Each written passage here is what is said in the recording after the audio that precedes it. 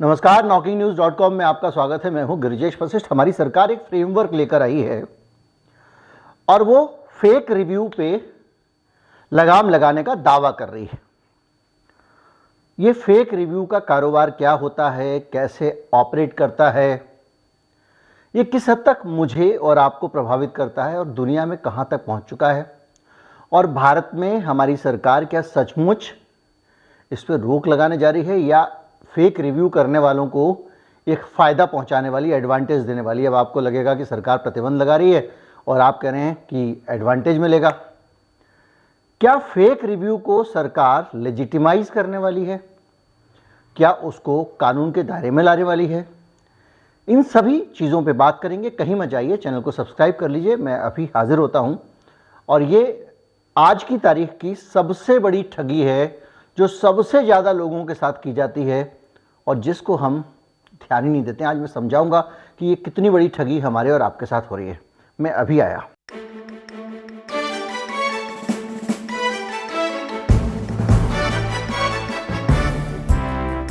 सबसे पहले fake review क्या होता है ये समझने की कोशिश करेंगे। जिन लोगों को पता है कि फेक रिव्यू क्या होता है वो कुछ मिनट के लिए वीडियो आगे बढ़ा सकते हैं, क्योंकि आपको लग सकता है कि मैं बिला वजह आपका वक्त खराब कर रहा हूं। हम कुछ सामान खरीदने जाते हैं, आप कुछ सामान खरीदने जाते हैं। जैसे मैंने अभी एक कार खरीदी, जैसे अभी मान लीजिए मैंने कोई और चीज़ खरीदी, तो खरीदने से पहले मैं अपने दोस्तों से कहूँगा, बॉस कौन सी वाली अच्छी है, ये अच्छी है कि वो अच्छी है, फलां मोबाइल लेना चाहिए कि ये लेना चाहिए, इसमें क्या खराबी है। आप क्या करते हैं, अपनी राय बनाने से पहले हम सब लोगों का मानव स्वभाव है कि हम दूसरे लोगों से जानकारी लेते हैं और उसके आधार पर असेसमेंट करना शुरू करते हैं। आजकल YouTube पे भी बहुत सारे रिव्यूअर आ गए हैं, वो भी अलग अलग तरह से अपना रिव्यू देते हैं। इस चीज़ में ये अच्छाई है, इसमें वो अच्छाई है, और इस सारी चीज़ों के बीच से निचोड़ निकाल के आप सारी चीज़ें नाप तोल के एक नतीजे पे पहुंचते हैं कि ये चीज़ अच्छी है और ये ख़राब है। यानी आपके लिए दूसरों की राय बहुत मायने रखती है। अब आप कार खरीदेंगे और उसमें 10 ऑप्शन उपलब्ध हैं, आपके लिए फैसला करना मुश्किल नहीं है। आप मोबाइल खरीद रहे हैं तो भी आपको पता है कि लिमिटेड ब्रांड्स हैं, उनका नया मॉडल कौन सा है, और उसमें अब हम सब स्पेक्स मिलाने लगे। सारे लोग नर्ड हैं। नर्ड वो लोग होते हैं जो ये सब बहुत मिलाते हैं कि कौन सा डाटा कहाँ पे है, इस तरह के स्टैट्स बहुत पढ़ते हैं चीज़ों के। लेकिन फिर भी बहुत सारी चीज़ें ऐसी हैं कि ये माइक्रोफोन अगर मैं ये लेने जा रहा हूँ तो मेरे पास में क्या ऑप्शन है। एक अननोन चीज़ में खरीद रहा हूँ, मैं लाइट खरीद रहा हूँ, या आप कुर्ता खरीद रहे हैं, जूता खरीद रहे हैं, जो आपके दोस्तों में से किसी को उसके बारे में नहीं पता और ना उन्होंने कभी उसको खरीदा है। तो कैसे तय करें कि वो कौन सा अच्छा है, कौन सा लैपटॉप अच्छा है। इस तरह से हम लाखों करोड़ों रुपए की चीज़ें दुनिया में खरीदते हैं जिनके पास में हमको पता नहीं होता। अब एक बड़ा सवाल कि जब आपको पता नहीं होता है तो आप खरीदारी कैसे करें। तो आप क्या करते हैं, जिन वेबसाइट पे सामान बिक रहा है वहीं पे कुछ लोग उस सामान के बारे में अपनी राय देते हैं। यानी यहाँ सामान खड़ा हुआ और यहीं पे खड़ा होकर कोई आपको बता रहा है कि ये मैंने लिया था जी, ये बहुत अच्छा है, और ये मत लेना, ये बहुत ख़राब है। उस तरह के रिव्यू होते हैं। फिर उस पर आप स्टार भी देते हैं, 5 स्टार, 3 स्टार, 2 स्टार। आपको नेगेटिव जानकारियाँ लेनी हो तो आप 1 स्टार क्लिक करके पढ़ लेते हैं और आप सोचते हैं हाँ ये प्रोडक्ट ठीक है, ओवरऑल लोग इसकी बुराई नहीं कर रहे हैं या इसकी लोग बुराई कर रहे हैं। किसी ने लिखा है ऑसम है, किसी ने लिखा है ख़राब। वो सारी जानकारियाँ उस रिव्यू से आप ले लेते हैं। यानी वो रिव्यू आपको बता रहा है कि ये चीज़ खरीदें या ना खरीदें। अब एक फर्जी चीज़ है, फ्रॉड चीज़ है, ख़राब है, मार्केट में उससे सस्ती दूसरी चीज़ उपलब्ध है, ये 5,000 की दे रहा है, 300 में मिल सकती है, और इस 5,000 की शान में, 5,000 वाले की शान में 50 लोग आपके आसपास खड़े होकर कहें वाह वाह वाह वाह क्या चीज़ है, और जो 5,000 की चीज़ बेच रहा है उससे 200 रुपए लेके जेब में रख लें और निकल जाएं और आप वो प्रोडक्ट खरीद लें और ठग जाएं, तो क्या होगा। यानी जो आपके आसपास के लोग हैं उन्होंने आपको फेक रिव्यू दिया, झूठी तारीफ कर दी। इस तरह के फेक रिव्यू जब आप अमेजॉन पे जाते हैं, फ्लिपकार्ट पे जाते हैं या दूसरी जगहों पे जहाँ पे भी जाते हैं, टाटास के यहाँ जाते हैं, टाटा सन्स की कंपनी है, बहुत सारी कंपनियों को इस पे इससे फ़र्क पड़ने वाला है। तो वहाँ आप जाते हैं तो आपको वो रिव्यूज़ मिलते हैं, उनको देख के आप फैसला करते हैं। अब आप कहेंगे कि मैं तो ख़राब वाले रिव्यू पढ़ता हूँ, 1 स्टार वाले, उससे मुझे आइडिया लग जाता है खराबी क्या क्या है। लेकिन जो फेक रिव्यू का धंधा है उसमें खराब रिव्यू भी प्लांट किए जाते हैं। कुछ प्रोफेशनल लोग वहाँ पे रिव्यू पैसे लेके लिख रहे होते हैं जो तारीफ़ करते हैं, और कुछ प्रोफेशनल लोग पैसे लेकर रिव्यू लिखते हैं और बुराई कर रहे होते हैं। यानी कि एक YouTube पे आपको कोई एक कार खरीदनी है तो उस कार की शान में 50 लोग वीडियो बनाएंगे और एक ही बात करेंगे और वो सारे फीचर दोहराएंगे जो वो कंपनी कहना चाहती है, क्योंकि वो पॉजिटिव रिव्यूअर हैं। उन्होंने कंपनी से, किसी ने स्पॉन्सरशिप ले ली है तो किसी ने उनको फ्री ट्रायल दे दिया है, वो इसी भर पे कर रहे हैं क्योंकि उनको लगता है मुझे चैनल चलाना है। अगर मैंने नेगेटिव रिव्यू दे दिया तो अगली बार से मुझे गाली नहीं देगा रिव्यू करने के लिए, मुझे 15 मिनट गाली तो चाहिए ना जब मैं उसका रिव्यू करूँगा। तो ये सारी चीज़ें जो है ना फेक और असली आपके पास आ रही हैं, ये आपके निर्णय को प्रभावित करती हैं, और जो लोग गलत प्रोडक्ट बेच के आपको ठग रहे हैं उनकी चीटिंग का ये हिस्सा है। तो ये कुछ छोटी मोटी चीज़ नहीं है, 2-4 लोग नहीं हैं, 500 लोग नहीं हैं, ये बड़ी बड़ी कंपनियां और सॉफ्टवेयर हैं, उनके पास में बहुत सारे तरीके से रिव्यू बना रही हैं और आप रिव्यू खरीद सकते हैं। ब्रिटेन का एक कंज्यूमर ग्रुप है बिच, उसके हिसाब से रिव्यू थोक रेट में कंपनियां उपलब्ध कराती हैं और एक रिव्यू का 5 पाउंड लेती हैं, यानी प्रति रिव्यू 500 रुपये। वो आपके बारे में टिप्पणी लिखेंगे और इसके अनुसार इन नकली रिव्यू को आप 1500 रुपये में खरीद सकते हैं। और रिव्यू खरीदने के पैकेज 50 रिव्यू के लिए 620 पाउंड से शुरू होते हैं और 8000 पाउंड 1000 पाउंड तक ये रिव्यू जा सकते हैं। एक आंकड़ा भी हाल में रिपोर्ट आई थी, मैं क्लिप लगाता हूं, और इसके हिसाब से सोशल मीडिया पर फर्जी रिव्यू के कारोबार से एक साल में, पिछले 1 साल में 12 लाख करोड़ रुपए की खरीदारी हुई है। यानी 12 लाख करोड़ रुपए का सामान इन फर्जी रिव्यू वालों की सिफारिश पर खरीदा गया है। 2 प्लेटफॉर्म पे, सिर्फ 2 प्लेटफॉर्म पे 36 लाख फेक रिव्यू मिले हैं और 27 लाख फेक रिव्यू हटाए गए हैं। IP address, email address, VPN news जैसे पहलुओं पर अगर आप गौर करेंगे तब भी वो गच्चा देकर अपना रिव्यू डाल देते हैं। यानी कंपनियां बनी हुई हैं, बैठ के 50-50, 100-100 लोग बैठे हुए हैं एक जगह एक कमरे में और कंप्यूटर से रिव्यू ही डाल रहे हैं, और वो कंप्यूटर ऑटोमेटिक हैं। उसमें ऐसा नहीं है कि वो रिव्यू हर आदमी लिखता है, एक रिव्यू बना दिया, वो स्पिन होता रहता है, उसका टेक्स्ट बदलता रहता है, उसका सेंटेंस बदलता रहता है और सब जगह जाता रहता है। ये जो ग्रुप था विच, इसने 10 वेबसाइट की पहचान की, और जो ऑनलाइन मिलता है, आप भी ऑनलाइन खरीद सकते हैं रिव्यू, उनमें 5 कंपनियों में 7 लाख से ज़्यादा लोग हैं जो रिव्यू लिखते हैं। 7 लाख लोग 5 कंपनियों में सिर्फ रिव्यू लिखने का काम कर रहे हैं। ये है ये धंधा।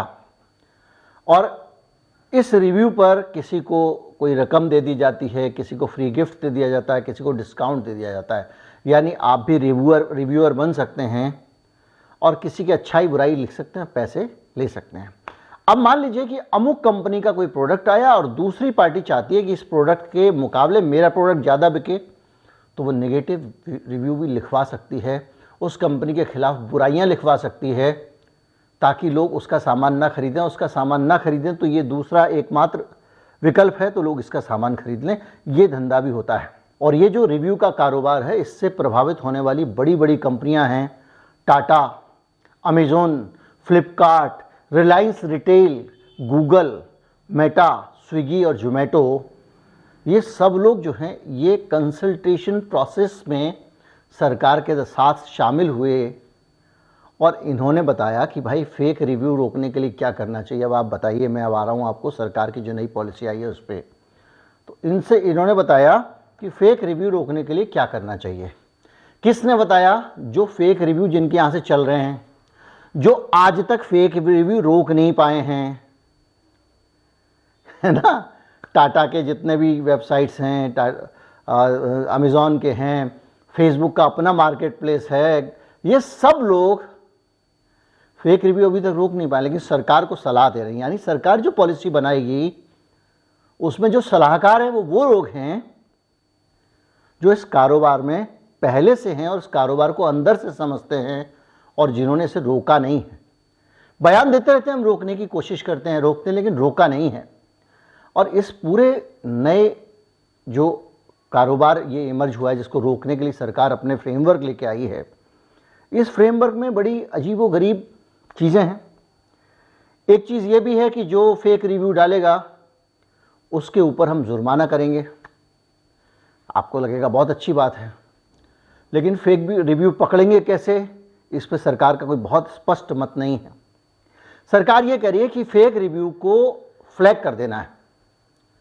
यानी अभी तक जो ये सारी बड़ी कंपनियां फेक रिव्यूज़ को हटाने का काम करती थी, 10%, 15%, 20% जितना हटा पाएं, अब आप फेक रिव्यू अगर डाल रहे हैं तो आपको लिखना पड़ेगा स्पष्ट कि ये रिव्यू फेक है।